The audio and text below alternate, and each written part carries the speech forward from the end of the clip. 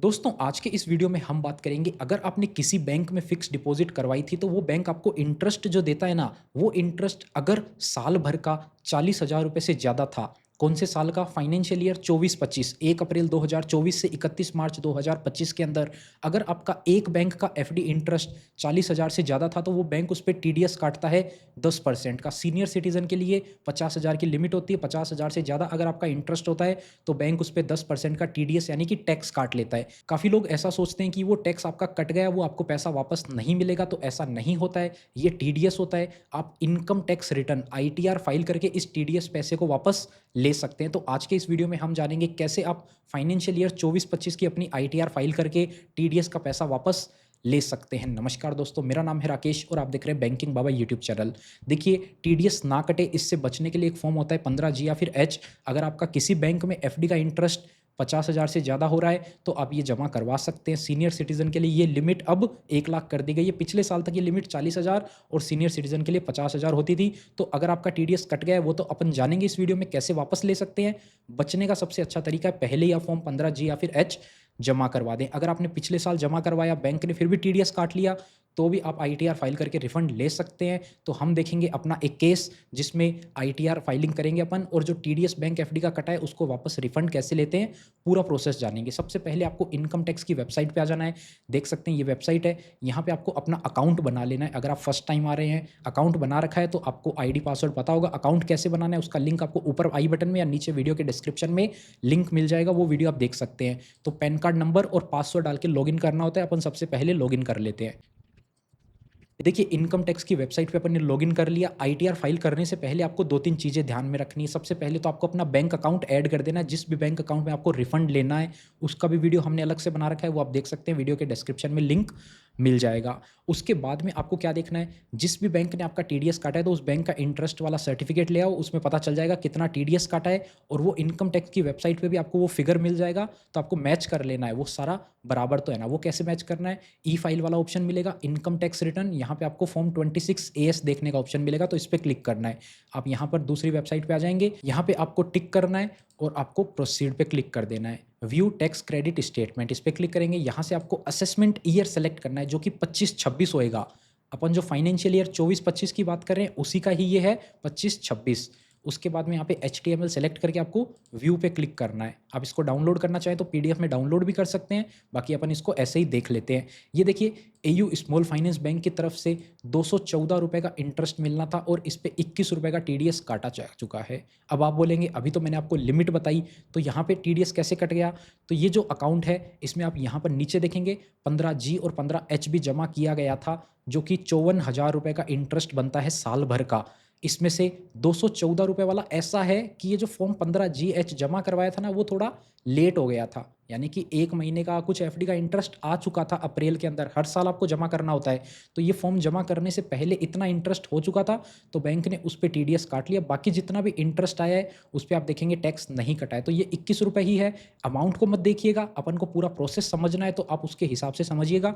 आपका हो सकता है ज़्यादा अमाउंट हो। अगर आपने इसी केस में फॉर्म 15GH जमा नहीं करवाया होता ना तो आपका टोटल 54,000 पे 5,000 के आसपास टीडीएस कट गया होता। तो इस केस में देखिए बहुत ही कम अमाउंट है, 21 रुपये ही है, लेकिन अपन इसको फिर भी फाइल करेंगे। तो कैसे करना है, ये अपन ने फॉर्म 26AS देख लिया और AIS भी आपको देख लेना। AIS में कोई ऐसी एंट्री दिख जाएगी आपको जो आपको ध्यान में रखनी होती है फाइल करते टाइम पे, क्योंकि क्या क्या एंट्री है, जहाँ जहाँ से आपकी इनकम हुई है या कोई भी आपने ऐसी ट्रांजेक्शन करी है ना जो इनकम टैक्स को रिपोर्ट हुई है, वो सारी ट्रांजेक्शन यहाँ पे दिख जाती है। जैसा कि आप देखेंगे यहाँ पर AIS TIS वाले ऑप्शन में, तो आप यहाँ देख सकते हो क्या क्या ट्रांजेक्शन रिपोर्ट हुई है। जैसा कि आप देखेंगे यहाँ पर काफ़ी तरह की इनकम आ रखी है। तो अभी अपन केवल और केवल एफडी इंटरेस्ट की बात कर रहे हैं, एफडी इंटरेस्ट वाले टीडीएस की बात कर रहे हैं। तो आपके केस में यहाँ पर इंटरेस्ट फ्रॉम सेविंग अकाउंट हो सकता है, इंटरेस्ट फ्रॉम डिपॉजिट हो सकता है। ये दो चीज़ ही होगी। अगर ज़्यादा है तो इस वीडियो को देखकर अपनी आईटीआर फाइल ना करें। अगर केवल एफडी और डिपॉजिट का ही इंटरेस्ट है तो ही फाइल करें। अब आप ये देख सकते हो नीचे की कुछ ऐसी एंट्री है जिसको अपन इस वीडियो में कंसिडर नहीं करेंगे। चलिए अब कैसे फाइल करना है, यहाँ पर आप देख सकते हो सेविंग अकाउंट का इंटरेस्ट है 2,881 रुपये। इसको अपन लिख लेते हैं एक जगह, क्योंकि अपन फाइल करेंगे तो ये दोनों फिगर अपन को डालना पड़ेगा। इंटरेस्ट जो एफडी का है वो है अपना 54,583 रुपये। अपन ने ये दोनों फिगर लिख के रख लिए हैं, इंटरेस्ट और एफडी। डिविडेंड का इनकम भी है, ये भी अपन को आईटीआर में डालनी होती है, इसको भी अपन लिख लेते हैं। चलिए आपको ये भी डालना बता देंगे। बाकी डिविडेंड की इनकम हो नहीं हो इस वीडियो में अपन उसका टॉपिक नहीं है, मेन टॉपिक जो है वो एफडी के इंटरेस्ट वाला है। तो यहाँ से आपको क्या करना है, होम पेज जैसे ही अपन ने लॉगिन किया देखिए यहाँ पे यही ऑप्शन आएगा, यहाँ से कर सकते हैं या फिर आप डैशबोर्ड पे जाकर ई फाइलिंग वाला ऑप्शन मिलेगा, यहाँ से फाइल इनकम टैक्स रिटर्न वाला ऑप्शन मिलेगा, या फिर आप यहाँ से डायरेक्ट भी करना चाहें तो कर सकते हैं। सबसे ऊपर वाला ऑप्शन सेलेक्ट करना है, ऑनलाइन तरीके से करना है, कंटिन्यू करना है। अगर आपने पहले फाइल करना शुरू किया था, बीच में आपने सेव करके छोड़ दिया तो रिज्यूम करेंगे, वरना अपन नई फाइलिंग स्टार्ट कर लेते हैं। इंडिविजुअल पे सेलेक्ट रखना है, कुछ भी यहाँ पर नहीं छेड़ना है, इसको आपको कंटिन्यू कर देना है। आईटीआर फॉर्म आपको सेलेक्ट करना है 1 या फिर 4। अभी अपन जो है वो सिर्फ एफडी इंटरेस्ट है ना, तो आप 1 में भी जा सकते हो, तो अपन 1 में ही जाएंगे। इसके अलावा आपको कंटिन्यू करते चलना है। लेट्स गेट स्टार्टेड पे क्लिक करना है। सबसे पहले आपको ये नीचे वाला ऑप्शन सेलेक्ट कर लेना है। पहला ऑप्शन, अगर आपकी इनकम 3 लाख रुपए से ज़्यादा है तो आप पहला ऑप्शन भी सेलेक्ट कर सकते हो, नहीं तो आपको कंटिन्यू कर देना है। ओके करना है। पर्सनल इन्फॉर्मेशन वाला ऑप्शन सेलेक्ट करना है। इसमें आपको देख लेना है आपकी इन्फॉर्मेशन जो दे रखी है वो सही है ना। उसके बाद में इधर आएंगे आप, नेचर ऑफ एम्प्लॉयमेंट, इस पर आपको सेलेक्ट करना है और आप किस टाइप की नौकरी करते हैं। अगर आप एक सेंट्रल गवर्नमेंट एम्प्लॉई हैं, स्टेट गवर्नमेंट एम्प्लॉई हैं, या फिर पब्लिक सेक्टर कंपनी में काम करते हैं, वो है कुछ तो सेलेक्ट करिए, नहीं तो आप इसको अदर कर दीजिए। अगर आप काम नहीं करते हैं तो ये पड़े रहने दीजिए। पहला ये ऑप्शन है, do you wish to exercise opting out of new tax regime, क्या न्यू टैक्स रिजिम से बाहर जाना चाहते हैं? नहीं, हम न्यू टैक्स रिजिम के अंदर ही अपनी आईटीआर फाइल करेंगे, तो आपको नो पे ही रखना है। बाय डिफ़ॉल्ट नो पे ही आएगा। उसके बाद में यहाँ पर आप बैंक डिटेल देख सकते हैं आपका होगा, उसके बाद आपको कन्फर्म कर देना है। ये पहला ऑप्शन कंप्लीट हो गया।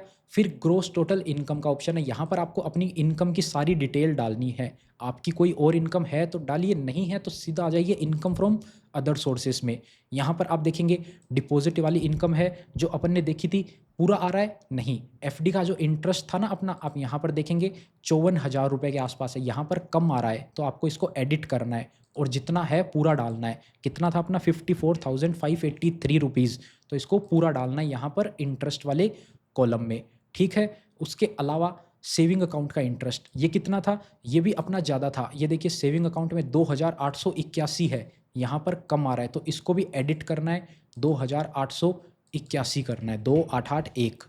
ठीक है, ये हो गया दोनों। इसके अलावा थर्ड ऑप्शन क्या था, यहाँ पर आप देखेंगे डिविडेंड इनकम। डिविडेंड इनकम कितनी आ रही है, क्या बराबर आ रही है? नहीं, डिविडेंड इनकम भी 2,062 रुपये थी, तो इसको भी अपन को एडिट करना है और 2,062 रुपये यहाँ पर डाल देना है, 2,062। अब देखिए ये मैंने पहले वाले ऑप्शन में ही डाल दिया सारा का सारा अमाउंट। आप इसको अलग अलग, पता है आपको 16 जून से 15 सितंबर के बीच कितना डिविडेंड आया था, अलग अलग पता है तो आप अलग अलग डालिए, नहीं पता तो सारा पहले वाले में डाल दीजिए, कोई दिक्कत नहीं होने वाली है। आपको थोड़ा सा 2-4 रुपये का अगर इंटरेस्ट बनता है जब आपकी टैक्स लाइबिलिटी बनती है उस केस में होता है, अदरवाइज कुछ नहीं है, आपको सिंपली पहले ऑप्शन में डाल देना है। ये सारा ऑप्शन आपने सेलेक्ट कर दिया। इसके अलावा और कोई इनकम है क्या आपकी, है तो डालिए, नहीं है तो आप इसको कंटिन्यू कर सकते हैं। बस इनकम इतनी ही है अपनी, कंटिन्यू करना है। इसके बाद में टोटल डिडक्शन कुछ भी नहीं डालना है, कंटिन्यू करना है। टैक्सेस पेड, क्या आपका टैक्स पेड है? हाँ, ये 21 रुपये कहाँ से आया, जो अपना टीडीएस कटा हुआ है ना, इसको ही रिफंड लेने के लिए अपन फाइल कर रहे हैं आईटीआर। आपके केस में ज़्यादा है तो ज़्यादा हो सकता है। ये देखिए यहाँ पर आपको डिटेल दिख जाएगी, एयू स्मॉल फाइनेंस बैंक से इतना इंटरेस्ट आया था 54,000 रुपये का, और इसने जो टीडीएस काटा है 21 रुपये का। यहाँ पर देखिए ईयर ऑफ टैक्स डिडक्शन खाली पड़ा है, कुछ कॉलम खाली है तो आपको इसको भरना पड़ेगा, वरना ये आपको फाइल करने नहीं देंगे, आगे बढ़ने नहीं देंगे। तो इसको अपन पहले ही एडिट करके यहाँ पर ईयर वाले ऑप्शन में 24-25 सेलेक्ट करके इसको सेव कर देते हैं। और अब आप देखेंगे यहाँ पर जो है ईयर आ चुका है, ये देखिए 24-25 आ चुका है। अब अपन फाइल कर पाएंगे। अगर आप इसको छोड़ देंगे लास्ट में वो एरर आ जाएगा, बोलेगा आप वहाँ पर ईयर नहीं डाल के आए थे, तो आपको वापस से आना पड़ेगा इधर डालने के लिए। ये हो गया 21 रुपये, वेरीफाई योर टैक्स लाइबिलिटी। अब आप देखेंगे इधर आपकी टैक्स लाइबिलिटी कितनी बनती है, 0 टैक्स लाइबिलिटी बनती है। प्रोसीड टू वेरिफिकेशन करेंगे, you are eligible for a refund of 20 रुपये। जितना है आपका उतना आएगा, अमाउंट पे मत जाइए, केवल आपको प्रोसेस समझाना हमारा मेन ऑब्जेक्टिव था। Preview and submit your return पे क्लिक करेंगे, इधर आपको टिक करना है, प्लेस डालनी है, आप कौन सी लोकेशन पे रहते हैं, इधर आपको सेल्फ वाला ऑप्शन सेलेक्ट रखना है, और उसके बाद में प्रोसीड टू वेरिफिकेशन पे आपको क्लिक कर देना है। ऐसा करते ही आपकी आईटीआर जो है वो सबमिट हो जाएगी। एक बार आपको प्रोसीड टू वैलिडेशन पे क्लिक करके दिखा देते हैं। यहाँ पर अपने को प्लेस डालनी है तो अपन ने प्लेस डाल दी है। प्रोसीड टू वैलिडेशन, अब आप देख सकते हैं वैलिडेशन सक्सेसफुल हो चुका है, और इसके बाद में आईटीआर सबमिट करने का ऑप्शन आ जाएगा। सबमिट करने के बाद में ई वेरीफाई करना कंपलसरी है। अगर आप ई वेरीफाई नहीं करते हैं तो आईटीआर वो जो है 30 दिन के अंदर वो वापस से डिस्कार्ड हो जाती है।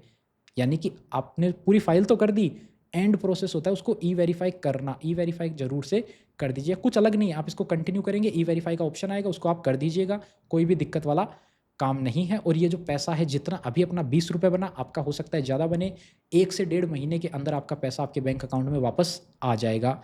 अगर आप यही वीडियो अगस्त में, जुलाई, सितंबर इस टाइम पे देख रहे हैं ना, आईटीआर फाइल करने के 1 से 2 दिन के अंदर भी पैसा आपके बैंक अकाउंट में आ सकता है। लेकिन अभी हम जून में वीडियो बना रहे हैं, 8 जून को, तो अभी तो रिफंड आना चालू ही नहीं हुआ है। लेकिन जैसे ही एक बार चालू हो जाता है, फिर आपका 2-2, 4-4 दिन के अंदर रिफंड आना शुरू हो जाएगा। अभी के टाइम में मान के चलिए 15 जुलाई तक तो रिफंड मुश्किल है, और 15 जुलाई तक आस-पास जब रिफंड चालू हो जाएँगे, तो आपका इंस्टेंट रिफंड आना शुरू हो जाएगा। और टीडीएस से बचने का फॉर्म 15 जी या फिर एच पहले ही जमा करा दीजिए। अगले साल भी आपको आईटीआर फाइल करना पड़ेगा, नहीं तो उससे बचने के लिए पहले ही फॉर्म जमा करवा दीजिए। इस वीडियो में इतना ही था। उम्मीद करते हैं आपको वीडियो पसंद आई होगी। अगर आपको हमारे थ्रू अपनी आईटीआर फाइल करवानी है, तो लिंक आपको वीडियो के डिस्क्रिप्शन में मिल जाएगा, वहाँ से आप बुकिंग कर सकते हैं, या फिर स्क्रीन पे दिख रहा होगा नंबर, उस पे आप कॉन्टैक्ट कर सकते हैं। मिलते हैं आपसे फिर किसी नए और इंटरेस्टिंग वीडियो में। तब तक के लिए अपना ख्याल रखिएगा।